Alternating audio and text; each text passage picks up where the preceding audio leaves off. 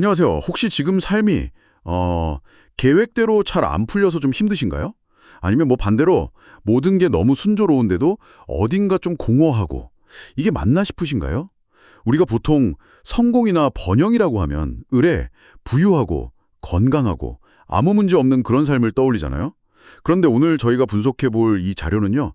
바로 그 생각에 아주 강력한 질문을 던집니다. 저희 손에 있는 게 3편의 설교문인데 우리가 거의 뭐 철석같이 믿어온 그 형통한 삶의 의미를 완전히 뒤집어 엎는 아주 도발적인 내용을 담고 있어요. 네, 맞아요. 이 자료는 성경, 그중에서도 창세기에 나오는 형통이라는 개념을 아주 깊숙이 파고들거든요. 그러면서 이런 좀 근본적인 질문을 던지는 거죠. 만약 우리가 성공이라고 부르는 그 삶의 기준이랑 수천 년 전 고대 텍스트가 말하는 성공의 기준이 완전히 다르다면 어떨까요? 어쩌면 우리는 완전히 잘못된 목표를 향해 달려가고 있는 건 아닐까 하고요. 바로 그 지점입니다. 그래서 오늘 저희의 목표는 이 역설로 가득 찬 형통의 진짜 의미를 한번 찾아 나서 보는 겁니다. 우리 삶의 성공과 실패를 바라보는 관점 자체가 바뀔 수도 있는 이야기, 지금부터 본격적으로 시작해 보겠습니다. 자, 그럼 이 흥미로운 주장을 어떻게 풀어내는지 한번 따라가 보죠. 이 자료는요, 처음에는 듣는 사람이 아, 그렇지 하고 무릎을 탁 칠 만한 아주 익숙하고 설득력 있는 예시로 문을 엽니다. 150년에 걸쳐서 두 가문을 추적한 뉴욕 교육위원회의 실제 연구 결과인데요. 한쪽은 18세기 미국 영적 대각성 운동을 이끌었던 그야말로 천재 신학자라 불렸던 조나단 에드워즈 가문입니다. 그리고 다른 한쪽은 동시대에 살았던 무신론자 마크라는 인물의 가문이죠. 연구 결과는 그야말로 충격적일 정도로 극명하게 갈립니다. 신앙심이 깊었던 에드워즈 가문에서는 후손 약 900명 중에 미국 부통령, 3명의 국회의원, 13명의 대학 총장, 그리고 100명이 넘는 목사와 선교사가 나왔습니다. 의사, 판검사, 교수 같은 사회 지도층 인사들은 말할 것도 없었고요. 와, 반면에 그 마크라는 가문은요? 어땠나요? 그의 후손 약 1000명 중 96명이 상습 범죄자로 감옥에 갔고요. 56명은 알코올이나 약물 중독에 빠졌습니다.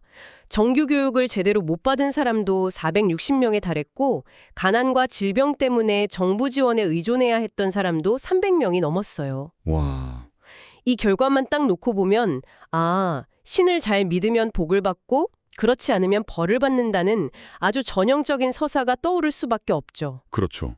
이 이야기만 들으면 공식이 너무나 명확해 보이잖아요. 믿음은 성공으로 이어진다. 저도 처음 이 부분을 읽으면서 고개를 막 세차게 끄덕였거든요. 근데 바로 여기서 이 자료가 예상을 깨고 방향을 확 틀어버립니다. 설교자가 곧바로 이 단순한 공식의 의문을 제기해요. 그렇다면 삼성의 총수나 세계적인 부호들은 어떻게 설명할 것인가 하고 묻는 거죠. 세상의 기준으로 보면 그들은 누구보다 성공했지만 그 성공이 반드시 신앙과 직결되진 않으니까요. 바로 이 부분이 아주 중요한 전환점입니다.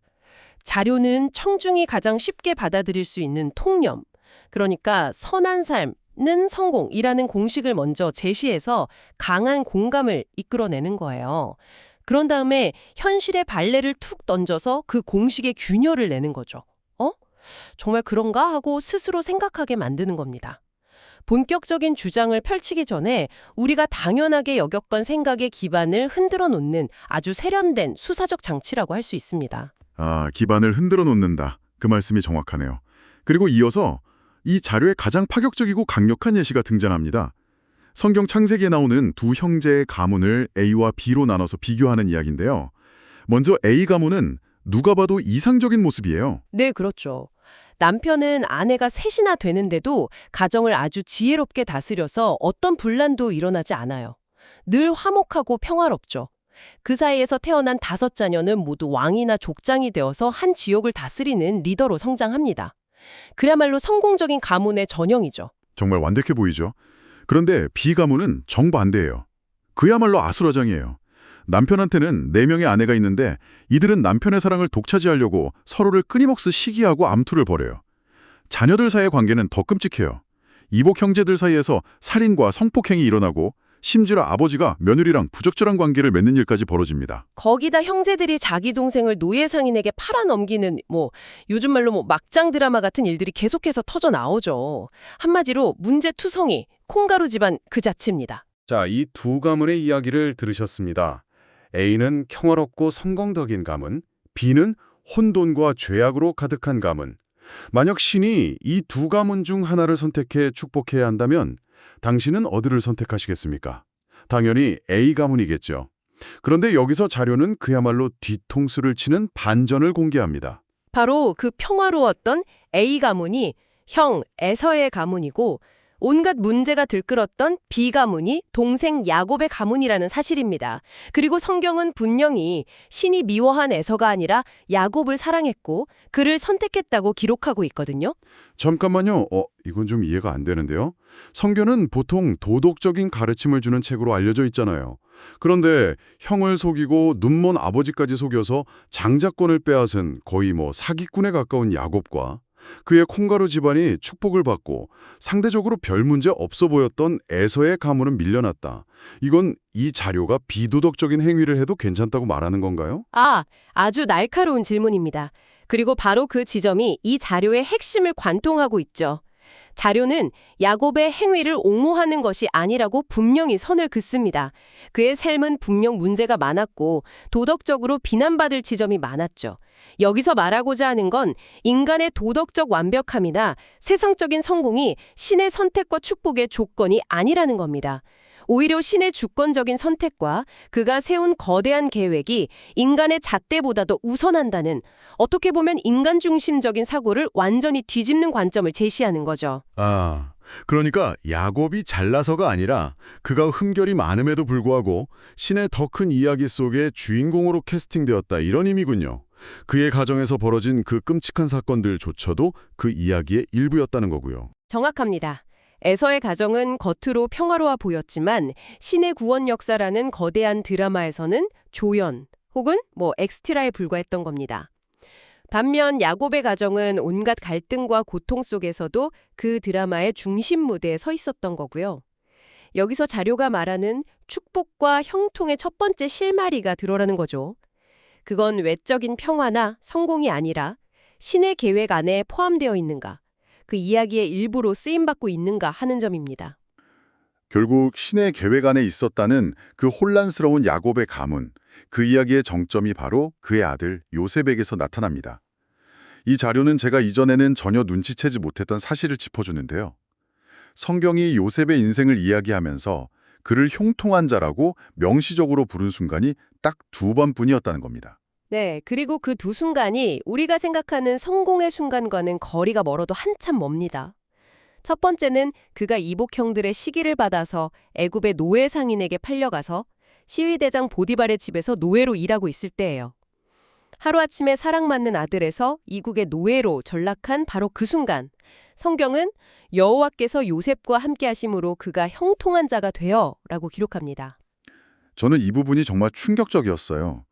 노예일 때, 인생의 가장 밑바닥으로 떨어졌을 때 형통하다니요. 보통 사람이라면 내 인생은 왜 이 모양이지? 신은 대체 어디 있는가? 하고 절망하고 원망했을 텐데요. 그런데 2번째 순간은 더 기가 막힙니다. 네, 더 극적인 상황이죠. 성실하게 일하던 요셉이 주인의 아내로부터 유혹을 받습니다. 그 유혹을 뿌리치니까 그녀가 오히려 요셉에게 성폭행 누명을 씌우죠. 억울하게 죄수가 돼서 깊은 감옥에 갇혔을 때 성경은 또다시 말합니다. 여호와께서 요셉과 함께 하시고 그 범사에 형통하게 하셨더라. 정말 놀랍지 않나요? 우리가 생각하는 요셉의 성공, 그러니까 훗날 그가 이집트의 총리가 되어서 막강한 권력을 누리고 자신을 팔았던 형들을 용서하는 그 클라이맥스에서는 오히려 그를 형통하다고 부르지 않아요. 가장 비참한 노예와 가장 억울한 죄수의 신분일 때 바로 그때 형통이라는 단어가 사용된 거죠. 대체 왜 그랬을까요? 바로 그 지점에서 이 자료가 제시하는 형통의 새로운 정의가 완성됩니다. 형통이란 그 사람이 처한 상황, 시츄에이션이 아니라 그 상황 속에 신이 함께하는가, presence에 달려있다는 겁니다. 즉, 형통은 안락하고 평탄한 상태가 아니라 아무리 고통스러운 환경일지라도 신의 뜻과 계획에 따라 올바르게 쓰임받고 있는 상태, 스테이트, 그 자체를 의미하는 거죠. 쓰임받고 있는 상태요. 그게 구체적으로 어떤 모습일까요? 자료는 요셉이 절망하지 않았다고 말합니다. 오히려 그는 주어진 환경 속에서 자신이 할 수 있는 최선을 다했죠. 노예로서는 가장 성실한 노예가 돼서 주인의 신임을 얻었고, 감옥에서는 동료 죄수들의 꿈을 해석해주면서 절망에 빠진 이들에게 희망을 주는 리더십을 발휘했습니다. 이게 바로 자료가 말하는 하나님의 계획 안에 쓰임받는 상태의 구체적인 모습인 거죠. 환경을 탓하며 주저앉는 대신 그 환경 안에서 자기 역할을 찾아낸 겁니다. 요셉은 노예로 있을 때나 감옥에 있을 때나 신의 거대한 계획이 그를 필요로 하는 바로 그 자리에 있었던 거예요. 아, 그 말씀은 지금 당장 눈에 보이는 성과가 없거나 심지어 실패하고 있는 것처럼 보이더라도 내가 더 큰 이야기의 일부라고 믿고 내 자리에서 최선을 다한다면 그 자체로 형통할 수 있다는 의미로 들리네요. 이건 많은 분들에게 정말 큰 위로와 도전이 될 수 있겠습니다. 정확합니다. 그래서 자료는 형통을 이렇게 정의해요. 하나님의 계획하신 대로 그 쓰임을 잘 받고 있는가?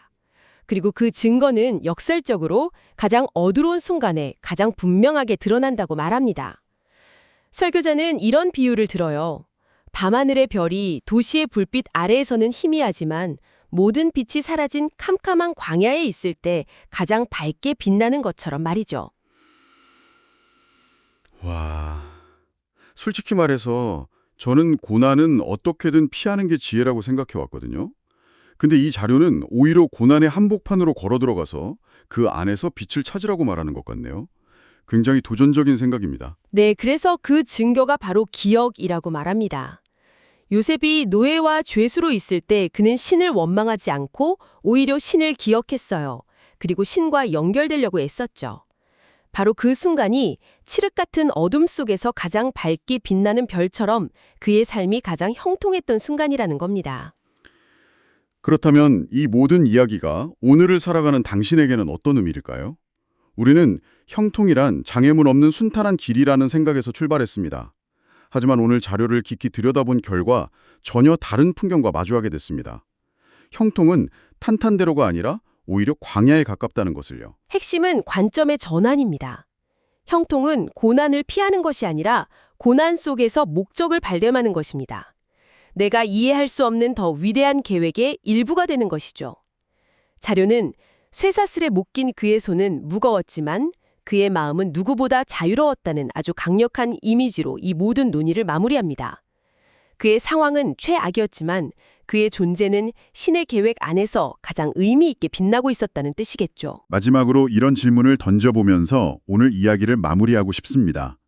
만약 형통이 문제없는 삶이 아니라 문제 한가운데서 나와 함께 하시는 신적인 존재를 느끼고 그 목적에 쓰임받는 것이라면 지금 당신의 삶을 가로막고 있는 그 어려움을 어떻게 다르게 바라볼 수 있을까요?